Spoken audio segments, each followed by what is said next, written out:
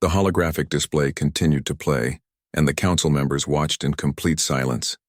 This was different from what they expected. They thought they would see primitive warfare, simple weapons, basic tactics. Instead, they were seeing something they had never considered. The next scene showed a different war zone.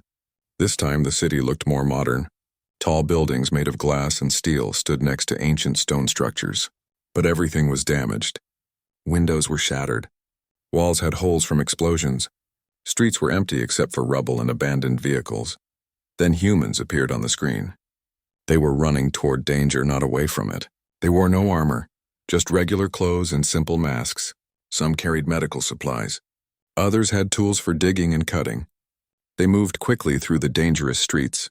Hyunwoo narrated as the scene played. This is from a different conflict in a different part of our world. The pattern is the same. While some humans fought, others saved lives. While some destroyed, others rebuilt. This happened not once, not twice, but in every war we ever fought. The hologram showed a human woman pulling a man from a burning vehicle. The vehicle exploded just seconds after she dragged him to safety. She fell to the ground from the blast but got back up. She checked if the man was breathing, then started treating his wounds. She did not know him. She did not know which side he fought for. She just saw someone who needed help. Ji-won pointed to the screen. That woman was a doctor. She had a safe job in a hospital far from the fighting.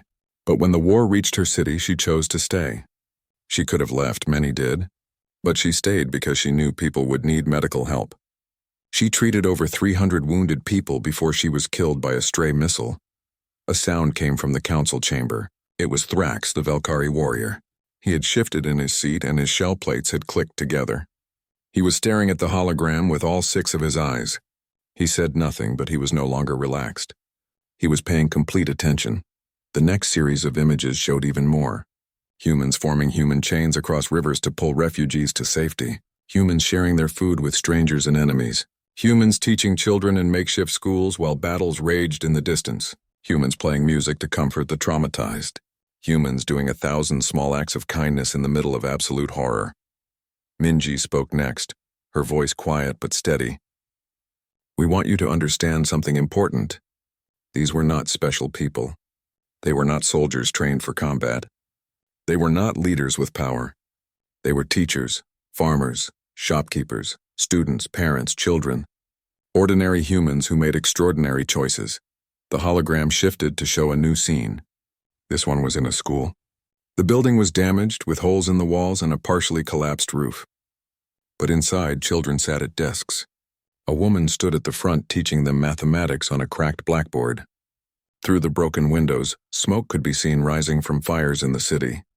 This teacher, Hyunwoo said, refused to let the war stop education. She held classes every day, even when fighting happened nearby.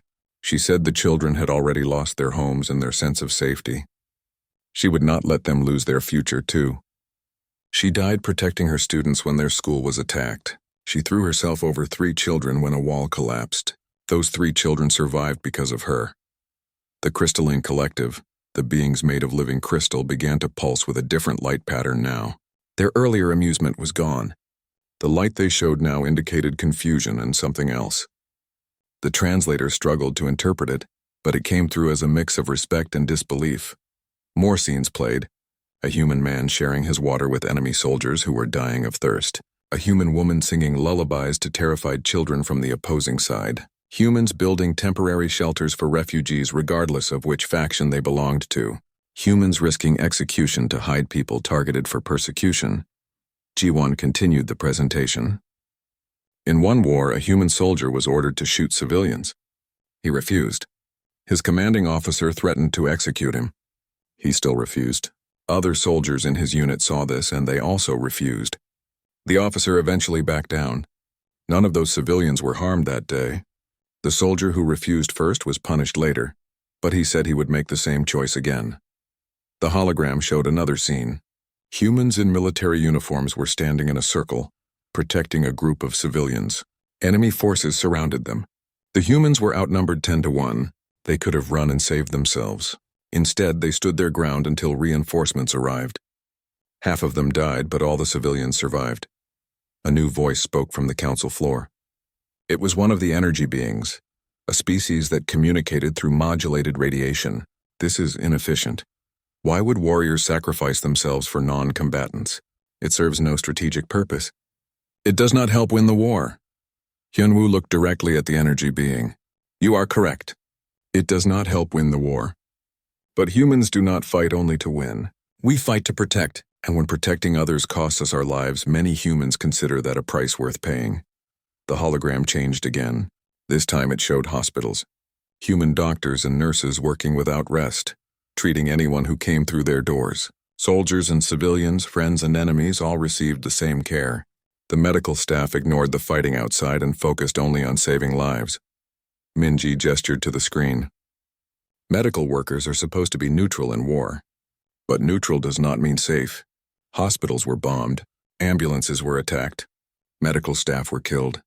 Still, more volunteers kept coming. We have a saying on Earth, first do no harm. Our doctors took that seriously, even when it cost them everything. The next scene showed something different. It was not from a war zone.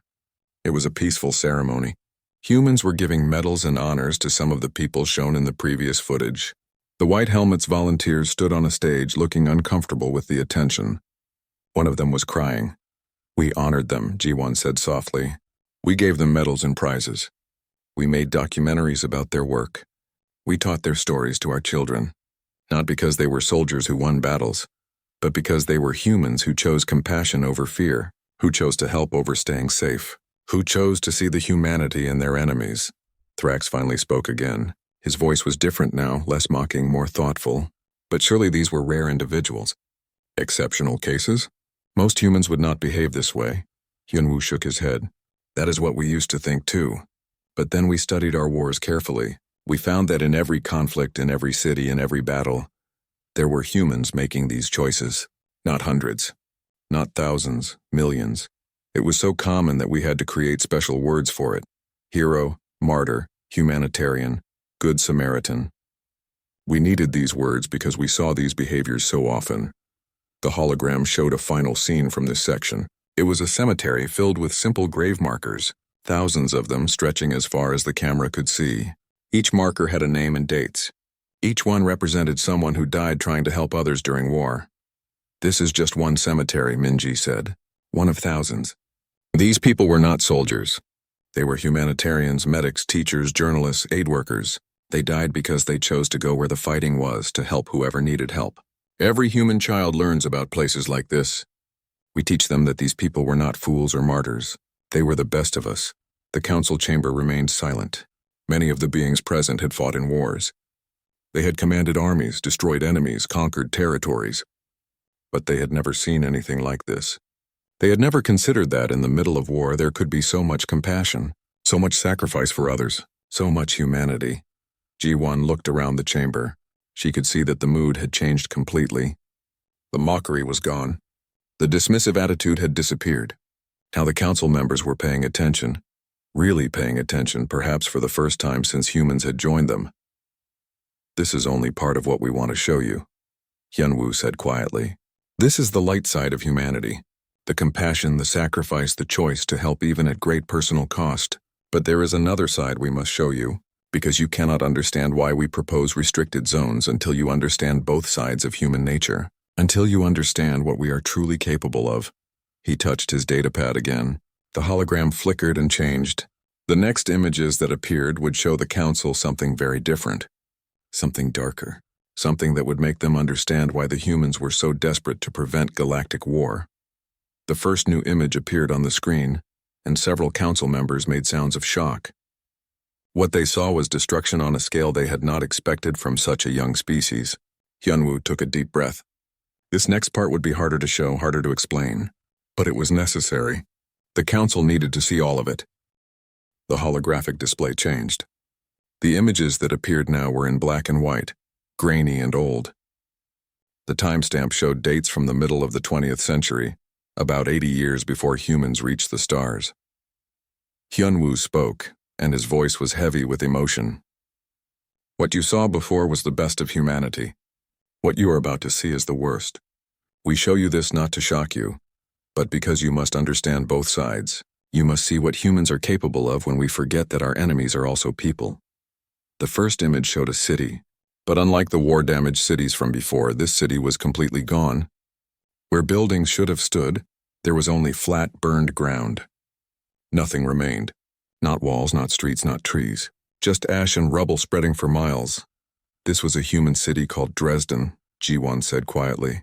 In 1945, during a war we call World War II, this city was destroyed by bombs. Not a few bombs. Thousands of bombs dropped over several nights.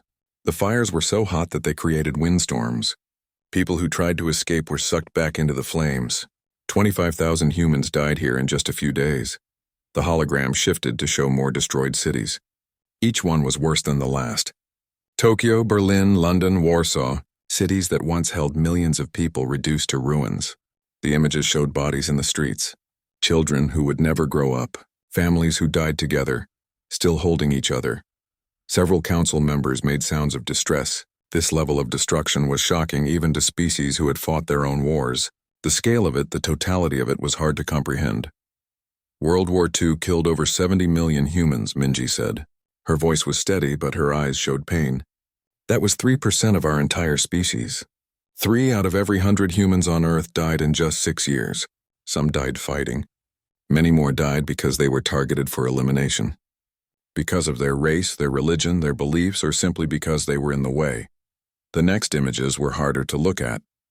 They showed camps surrounded by barbed wire, thin humans behind fences, their bones showing through their skin, piles of bodies stacked like logs, rooms that looked like showers but were actually gas chambers, ovens built to burn thousands of corpses.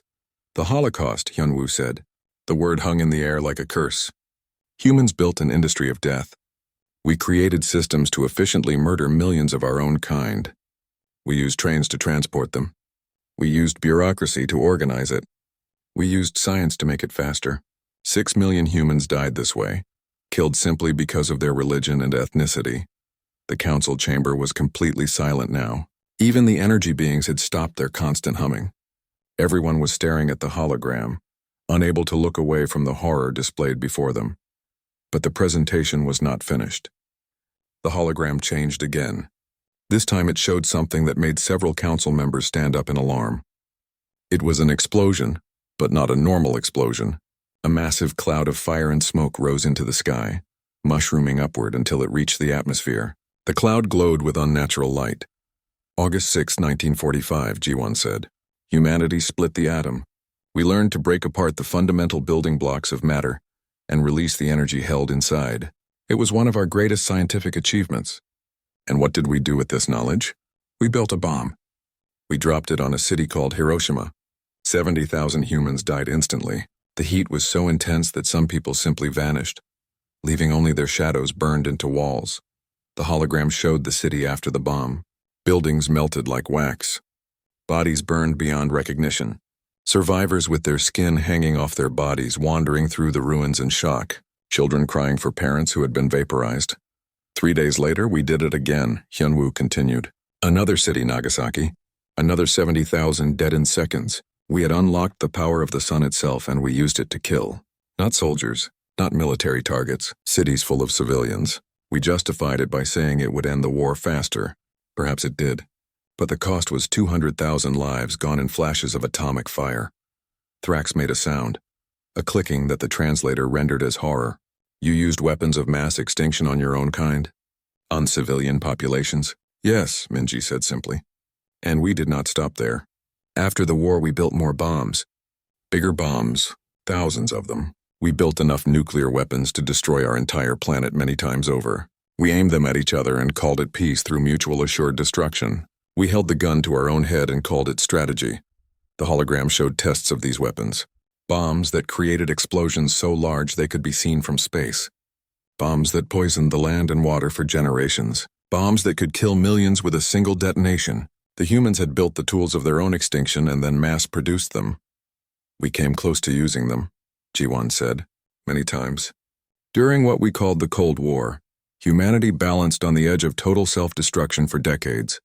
We had systems in place that could launch thousands of nuclear missiles in minutes. We had computers making decisions about the end of our species. We had triggers that could be pulled by mistake or by madness. The hologram changed to show a human man. He wore a military uniform and looked tired. Text appeared next to his image, giving his name and a date. Stanislav Petrov, Hyunwoo said. September 26, 1983. This man was watching screens in a bunker, monitoring for incoming nuclear missiles. His computers told him that 5 missiles had been launched at his country. His orders were clear. Report the attack immediately so his country could launch its own missiles in response. But he did not believe what his computers were telling him. He decided the data must be wrong. He did not report the attack. Hyunwoo paused, letting the weight of his words sink in. He was correct. It was a false alarm caused by sunlight reflecting off clouds. But if he had followed his orders, nuclear war would have begun. Billions would have died. Civilization would have ended. The fate of humanity rested on one man choosing to trust his instinct over his machines. Another image appeared. Another human in uniform, standing on the deck of a submarine. The text showed a different name and date. Vasily Arkhipov, Minji said. October 27, 1962. This man was an officer on a submarine being attacked by enemy forces. The submarine was deep underwater, unable to communicate with the surface. The crew thought war had already started. 2 officers voted to launch a nuclear torpedo at the enemy ships. But this man refused. On a submarine, all 3 senior officers had to agree to launch nuclear weapons. He alone said no. He prevented World War III. The crystalline collective pulsed with a light pattern that indicated confusion and disbelief. Its translator spoke. You gave individual humans the power to end your species? You placed this responsibility on single people? Yes, G1 replied. Because our systems for war had become so complex so fast that single humans had to make decisions in seconds. Decisions about the survival of our entire species. And those humans, those ordinary people, chose not to destroy us. They chose to question their orders. They chose to believe in peace even when war seemed certain. The hologram showed more weapons. Chemical weapons that dissolved lungs. Biological weapons that spread plagues. Weapons that caused radiation poisoning. Weapons that created firestorms. Weapons designed specifically to cause maximum suffering. Humans had invented hundreds of ways to kill each other, and we had used most of them. This is the paradox of humanity, Hyunwoo said, spreading his hands. We can build hospitals and gas chambers. We can compose beautiful music and design efficient murder. We can risk our lives to save strangers and systematically exterminate millions. We are capable of extraordinary compassion and unthinkable cruelty, sometimes from the same person. Sometimes on the same day. The images on the hologram continued to cycle, soldiers crying over fallen enemies, commanders ordering the execution of prisoners, medics treating wounded from both sides, pilots dropping bombs on civilian targets, humans building peace monuments, humans building weapons factories. The contradiction was stark and undeniable. We learned something important from all of this, Minji said. We learned that humans are not naturally good or naturally evil. We are capable of both. The question is not whether we have the capacity for violence. We clearly do. The question is whether we choose to use it, whether we remember that our enemies are people, whether we step back from the edge before we fall over it. Thrax was standing now, all 6 of his legs tense. But you survived all of this. You did not destroy yourselves. How? Luck, Hyunwoo said bluntly. And the choices of individuals like Petrov and Arkhipov. And eventually, slowly, the decision of our species to choose cooperation over competition, to choose dialogue over destruction. We survived by the thinnest of margins, and we know it. That is why we stand before you today with this proposal, because we recognize in your current galactic situation the same patterns that nearly destroyed us. The great hall of the Galactic Council was filled with noise. Thousands of different creatures from across the galaxy sat in their seats, talking and making sounds. Some clicked their mandibles, others hummed, and a few just glowed with different colors. It was like a marketplace. But instead of buying and selling, these beings made decisions that affected entire star systems. Ambassador Hyunwoo stood at the central speaking platform. He was a human from Earth wearing a simple black suit. Around him were beings that looked nothing like him. Some had 6 legs and hard shells. Others were made of pure energy that floated in containment fields. A few were so large they needed special platforms, while others were so small they used amplification devices to be heard. Hyunwoo cleared his throat. The translator device around his neck would send his words to all the different species in the room. He had practiced this speech many times, but standing here now he felt nervous. Humans had only been part of this council for 3 years. They were the newest members, the youngest species to reach the stars. Honored council members, Yunwu began. His voice was calm and steady. The Terran delegation has a proposal. We wish to create special zones in space where war is not allowed. In these zones, conflicts must be solved by talking, not fighting. For a moment, there was silence. Then the hall erupted with noise. But this time it was not the sound of normal conversation. It was laughter. Beings across the chamber were laughing at the humans standing before them. A massive creature stood up. His name was Thrax, and he was from a species called the Velkari. He looked like a giant insect standing on 6 powerful legs. His shell was dark red and covered with patterns that showed his military rank. Thrax had been a warrior for 200 years, leading fleets in dozens of battles. Let me understand this correctly, Thrax said. His voice came through as clicks and whistles, but the translators turned it into words everyone could understand. The newest species in our council wants to teach us about war? Humans who just learned to travel between stars 3 of your generations ago? You want to tell us, who have been spacefaring for thousands of years, how to handle conflict? More laughter filled the hall. Even species that usually stayed quiet were making sounds of amusement. The Crystalline Collective, beings made of living crystal who rarely showed emotion, pulsed with light patterns that meant they found this funny. Next to Hyunwoo stood Counselor Ji-won, another human diplomat. She was older than Hyunwoo, with gray streaks in her black hair. She had been in more council meetings than any other human. She leaned toward her microphone. We understand your reaction, Ji-won said quietly. Her voice was soft but clear.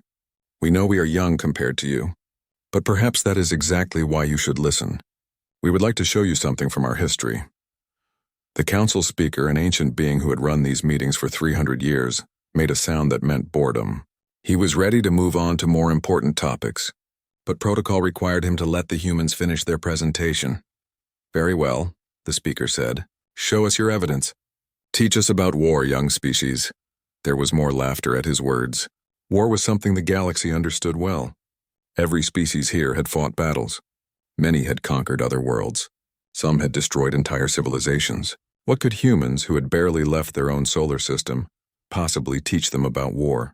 Hyunwoo touched his datapad. The lights in the great hall began to dim. Above the center of the room, a holographic display appeared. It was large enough for everyone to see clearly, floating in the air like a ghost made of light. Thrax made a dismissive gesture with one of his front legs. He settled back into his seat, clearly expecting to be bored. Other council members did the same. Some even started checking their own data devices, not really paying attention. What you are about to see, Ji-won said, comes from Earth in our 21st century. This was before we had unified our planet, before we had faster-than-light travel, before we even had permanent settlements on other worlds in our own solar system. Your primitive era, Thrax interrupted. Yes, we have all seen such things in our own species' histories. Tribal conflicts, resource wars, territory disputes. Every civilization goes through this phase.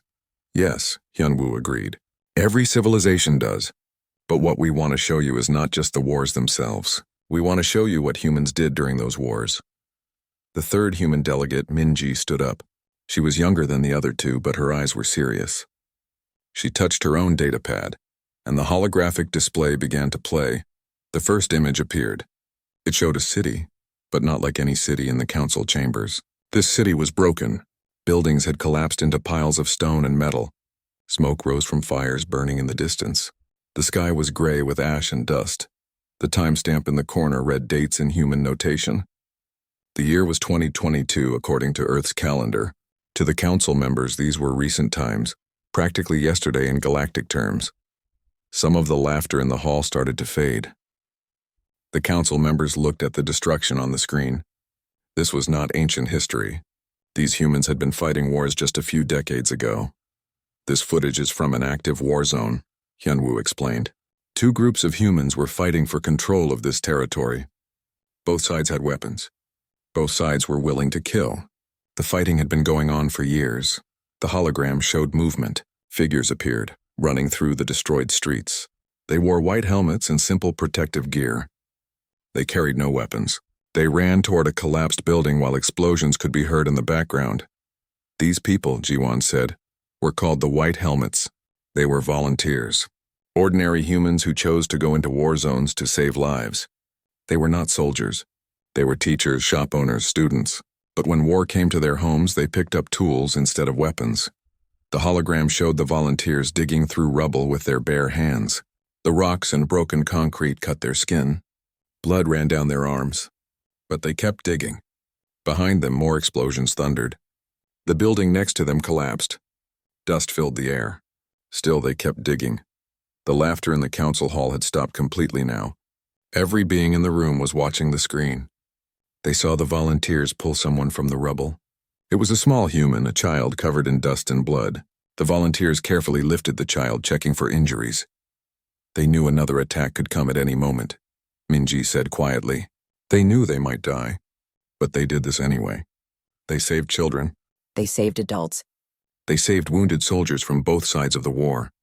They did not ask which side people were on. They just saved lives. Thrax leaned forward in his seat. His multiple eyes were fixed on the hologram. Around the hall, other council members had stopped what they were doing.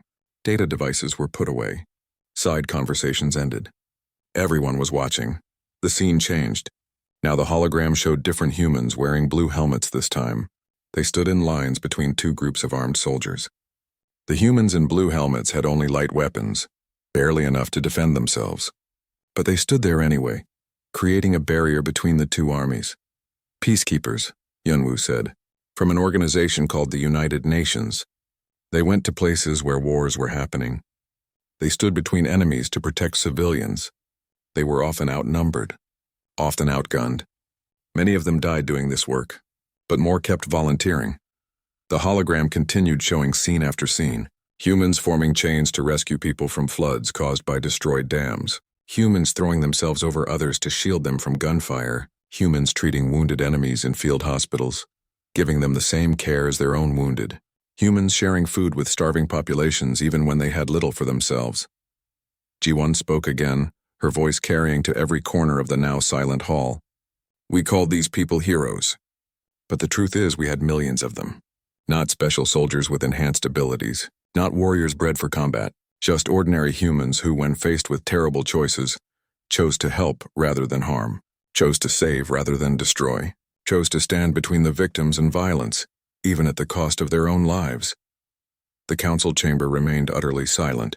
The only sound was coming from the holographic display, where the rescued child from earlier was now crying in the arms of a white helmet volunteer. The volunteer was singing something, a human song, trying to comfort the scared child while smoke and fire filled the sky behind them. The holographic display shifted again. The dark images of war and destruction faded, replaced by something different. Now the screen showed modern images, from the time after humans unified and reached the stars. The change in tone was deliberate and important. The first new scene showed humans and aliens working together. They were building something in space, a massive structure that glittered in the light of a distant star. Humans in spacesuits moved alongside insectoid Valkyrie, crystalline beings, and dozens of other species. They were cooperating, sharing tools and knowledge. This is a joint research station, G1 explained. Built by 12 different species working together. Humans contributed the life support systems. We designed them to work for oxygen breathers, methane breathers, radiation feeders, and energy beings. We shared this technology freely, asking nothing in return except the chance to learn from others. The hologram showed more examples. Humans teaching agricultural techniques to struggling colony worlds. Human doctors working in alien hospitals, learning to treat species they had never seen before. Human engineers helping to repair damaged infrastructure on worlds recovering from natural disasters. In every image, humans were helping, building, healing. When we met you, Hyunwoo said, addressing the entire council, we made a choice. We had weapons. We had knowledge of warfare that spanned 10,000 years. We had refined the art of killing to a terrible perfection. We could have used this knowledge to secure power in the galaxy, to dominate others, to take what we wanted by force. He paused, looking around the silent chamber. Instead, we chose to offer medicine. We chose to share food production technology. We chose to send teachers and engineers, not soldiers and weapons. Because we remembered the lessons of our past, we remembered what happens when we forget that other beings are not so different from us. Thrax shifted in his seat. He had been quiet for a long time, processing what he had seen. Now he spoke, his voice thoughtful. But why would you make such a choice? If you possessed superior military knowledge, if you had survived such terrible wars and learned from them, why not use that advantage? Any other species would have secured the best territories, the best resources. You could have guaranteed your safety through strength. Because we learned that safety through strength is an illusion, Minji replied. Every arms race we ever engaged in made us less safe, not more. Every time we tried to guarantee our security, by being stronger than our enemies, we only pushed them to become stronger too. The cycle never ended until we chose to break it. The hologram showed human children in a classroom. They were learning history, but not the kind of history that celebrates victories. The images on their screens showed the Holocaust, the atomic bombings, the devastated cities. The children looked sad and serious. Every human child learns this history, Jiwon said. We do not hide our worst moments. We do not pretend they did not happen. We show them everything. The gas chambers, the atomic clouds, the killing fields. We make sure they understand that humans did these things to other humans, that we are capable of monstrous acts when we dehumanize our enemies. The scene changed to show a memorial, a large stone structure covered with names. Thousands and thousands of names carved into the stone. Human visitors walked slowly past the wall, some touching the names, some crying quietly. This is one of thousands of memorials on Earth, Hyunwoo explained. We built them in cities, in fields, at the sites of battles and massacres. We maintain them carefully. We visit them. We ensure that each generation remembers what we lost and why we lost it, not to celebrate our victories, but to mourn our failures, to remember the cost of forgetting our common humanity. An energy being spoke up, its voice synthesized through a translator. This seems like it would make your species weak. Why remind your young of your failures? Why not teach them to be proud of your strength? Because pride in strength is what led to our wars, Minji answered. Every nation that went to war believed they were strong enough to win. Every leader who ordered attacks believed their cause was just. Every soldier who killed believed they were protecting their people.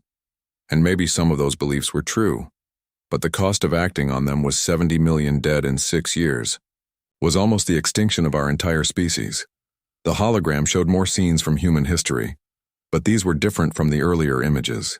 These showed the aftermath, the rebuilding, humans and their former enemies working together, Japanese and Americans building together, Germans and British cooperating, Russians and Americans exploring space as partners, former enemies becoming friends, allies, family. We learned something else, Jiwon said. We learned that enemies are not permanent. The nations that fought the bloodiest wars in our history are now our closest allies. The people we once tried to exterminate are now our partners in government, science, art, every aspect of society. We learned that the labels we put on each other, enemy and friend, are temporary. But the choices we make about how we treat each other have permanent consequences. The crystalline collective pulsed with a complex light pattern. Its translator worked for several seconds before producing words. You are saying that your species consciously chose to limit its own power, to prioritize cooperation over dominance? This is unusual. Most species seek to maximize their advantages. Yes, we chose to limit our power, Hyunwoo confirmed, because we realized that unlimited power leads to unlimited destruction. We banned certain weapons. We created international laws about warfare. We established courts to prosecute war crimes. We built institutions designed to prevent conflict and promote peace. None of these things made us weak. They made us wise. The hologram showed documents, treaties signed by human nations, the Geneva Conventions, the Nuclear Non-Proliferation Treaty, the Chemical Weapons Convention, agreements where humans voluntarily limited what weapons they would use, even though using them might provide military advantage. These treaties were not always followed, Minji admitted. We broke them sometimes. We violated our own rules. But having the rules mattered. Having agreed that some things were wrong, even in war, gave us a standard to measure ourselves against. It gave us a way to call each other to account when we failed to meet our own ideals. Thrak stood up again. He walked to the edge of his platform, looking down at the human delegation. You showed us the best and worst of your kind. The volunteers who saved lives and the weapons that took millions. The individual humans who prevented nuclear war and the systems that nearly caused it. You are asking us to learn from this paradox, to understand that we too are capable of both great good and terrible evil. Yes, G1 said simply. That is exactly what we are asking. We are not special. We are not unique. Every sentient species has this capacity for both compassion and cruelty. The difference is whether you recognize it before you act on it, or after you have already paid the price for ignoring it. The hologram changed one more time. Now it showed a map of the galaxy, with different colors marking different political alliances and disputed territories. The map looked complicated, with overlapping claims and contested borders. Lines showed trade routes and military patrol paths. It looked like a puzzle with too many pieces trying to fit into too small a space. This is why we propose restricted zones, Hyunwoo said, pointing at the map.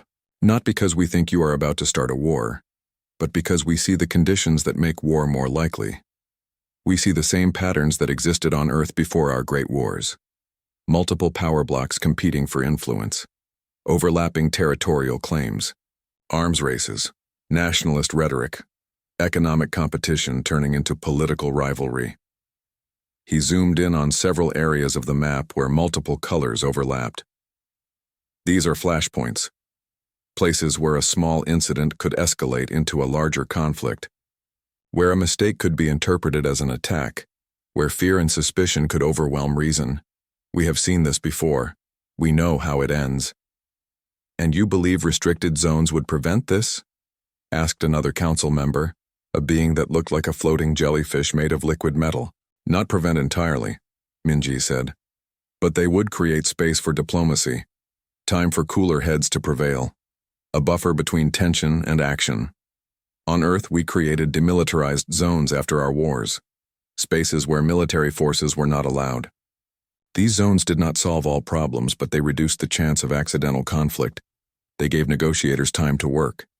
G1 stepped forward. We propose these zones because we remember our failures. We remember how many times we came within minutes of destroying ourselves. We remember that our survival was not guaranteed, was not even likely. We survived by luck and the choices of individuals who decided that orders and protocols were less important than preserving life. She looked around the chamber, making eye contact with as many council members as she could. You have something we never had. You have the opportunity to learn from someone else's mistakes instead of making them yourselves. You can choose to create safeguards before you need them, instead of after you have already paid the terrible price for not having them.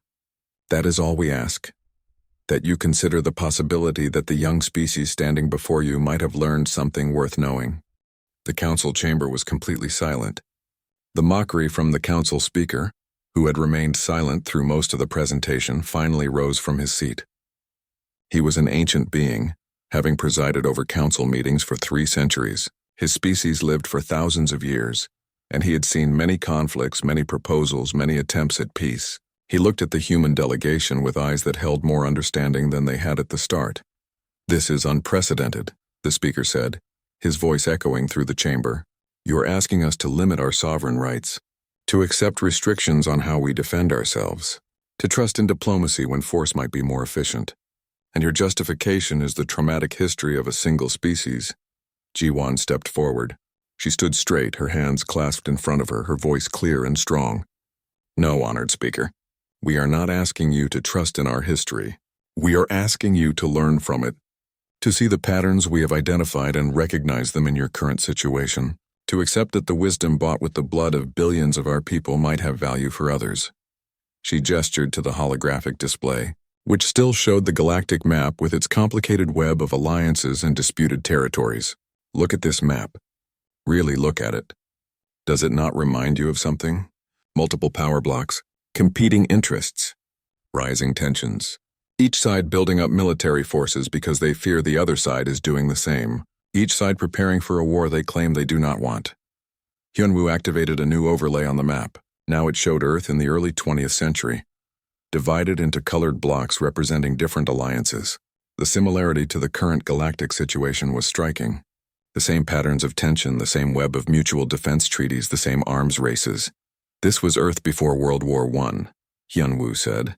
A complex system of alliances meant that when one small conflict started in a minor territory, it pulled in nation after nation. The great powers were dragged into a war that nobody really wanted, but nobody could stop once it started. 16 million humans died in 4 years. He changed the overlay to show Earth between the two world wars. We learned nothing. We blamed each other. We imposed harsh penalties on the losers. We continued the same patterns of competition and arms races. 20 years later, an even worse war began. This time, 70 million died in 6 years. The overlay changed back to the current galactic map. Your situation mirrors ours with terrifying precision. You have the same complex alliances, the same territorial disputes, the same rapid technological advancement in weapons, the same rhetoric about national pride and sovereignty, the same failure to see that you are all racing toward a cliff edge together. Thrax stood up slowly. When he spoke, his voice was thoughtful, without any trace of his earlier mockery. You are claiming that the galaxy is headed toward a major war, that we are following the same path that led your species to near extinction. We are saying the possibility exists, Minji clarified. We are not predicting the future. We cannot know what choices you will make, but we can see the conditions that make catastrophic choices more likely. We can see the escalation patterns. We can see the breakdown in communication between rival factions. We have seen this story before, and we know how it can end. She paused, then continued in a softer voice. But there is something else you need to understand. Your weapons are far more powerful than ours ever were. We built bombs that could destroy cities. You have weapons that can collapse stars. We poisoned rivers and fields. You can render entire planets uninhabitable. If your conflicts escalate the way ours did, the scale of destruction will be beyond anything we can imagine. The hologram changed to show simulations of various weapons the Council species possessed. Stellar collapse generators that could turn a sun into a black hole, quantum disruptors that could unravel the fabric of space itself, biological weapons engineered to target specific genetic markers of entire species, reality shapers that could alter the laws of physics in localized areas. These are not theoretical weapons, Jiwon said. These exist. Some of you have them deployed right now. Some of you are developing new versions, and all of you justify this by saying you need them for defense, for deterrence, for peace through strength. These are the exact same justifications humans used when we built our doomsday arsenals. Another council member spoke up. This one was from a species that resembled large flowers with luminous petals. But we have protocols. We have treaties. We have established rules of engagement. We are not like your primitive Earth nations stumbling blindly into war. Hyunwoo turned to face this council member directly. We had treaties too. The Hague Conventions. The Geneva Conventions. International laws about how war should be conducted. Agreements about protecting civilians. Prohibitions on certain weapons. And when the fighting started, most of those treaties became worthless paper. Because in the heat of war, when survival seems to be at stake, when emotions are high and fear is overwhelming, rules get broken. He let that sink in for a moment before continuing. That is why we propose restricted zones now before conflict begins. That is why we suggest creating systems that make escalation harder, that give diplomacy more time to work, that provide cooling-off periods, not because we think your protocols will fail, but because we know that even good protocols can fail when they are most needed. The crystalline collective pulsed with a complex pattern. Its translator worked longer than usual before producing words. You are asking us to accept limitations on our sovereignty, based on the principle that we might fail to control ourselves in a crisis. This is difficult to accept. It suggests we do not trust ourselves. That is exactly what we are suggesting, Minji said bluntly, because trusting ourselves completely is what led us to build weapons capable of ending all life on our planet. The humans who designed the Holocaust were educated, cultured people. Many had advanced degrees. They convinced themselves they were doing the right thing. The pilots who dropped atomic bombs on civilians were following orders, doing their duty. They believed they were helping to end the war. She stepped closer to the center of the chamber. We learned that good intentions are not enough, that believing you are right is not enough, that following orders and protocols is not enough. We learned that we needed external checks on our power. We needed systems that forced us to pause, to reconsider, to seek other options before resorting to force. G1 brought up one final image on the hologram. It showed Earth from space, the blue and green planet hanging in the darkness of space, beautiful and fragile. This is what we almost lost. Not once, not twice, multiple times across our history. We came within minutes of destroying our entire world. And the only reason we survived was luck combined with the choices of individuals who decided that preserving life was more important than following protocols. She turned to face the council. You asked why we would share this history, why we would reveal our worst moments to strangers, why we would make ourselves vulnerable by showing you our failures. We do it because we hope you will be smarter than we were, because we hope you will learn from our mistakes instead of making them yourselves, because we hope that showing you our scars will help you avoid earning your own. Thrax walked down from his platform. He moved toward the human delegation, his 6 legs clicking on the floor. When he reached them, he stood for a moment looking at each of the 3 humans in turn, then he bowed his head, a gesture of respect in his culture. I withdraw my mockery from earlier, Thrax said, his voice thick with emotion that the translator struggled to convey. I have commanded fleets. I have fought in dozens of battles. I have seen war from many perspectives, but I have never seen anything like what you have shown us today. That your species survived itself, that you learned from such terrible lessons, that you chose to share those lessons with others who might benefit from them. He paused, searching for words. This is not weakness. This is the deepest form of strength. The strength to face your own worst nature and choose to be better. The strength to help others avoid your path, even when doing so gains you nothing. Another council member stood, then another. Soon, beings from across the chamber were rising to their feet or floating upward or extending their limbs in gestures of respect. The entire council was standing, acknowledging the humans not with applause or celebration, but with something deeper. Recognition, understanding, respect for the wisdom earned through suffering. The council speaker raised his hand, and slowly the chamber grew quiet again. Everyone returned to their seats, but the atmosphere had completely changed. The casual dismissiveness was gone. The amused mockery had vanished. Now the council members looked at the human delegation with new eyes. The proposal for restricted zones will be put to a vote, the speaker announced. But first, I would ask the Terran delegation a question. You have shown us your capacity for both great evil and great good. You have revealed your worst moments and your finest. If we accept this proposal, if we create these restricted zones, what guarantee do we have that humans will not use the knowledge of war you possess to gain advantage while we limit ourselves? Hyunwoo met the speaker's gaze directly. You have no guarantee. We could betray,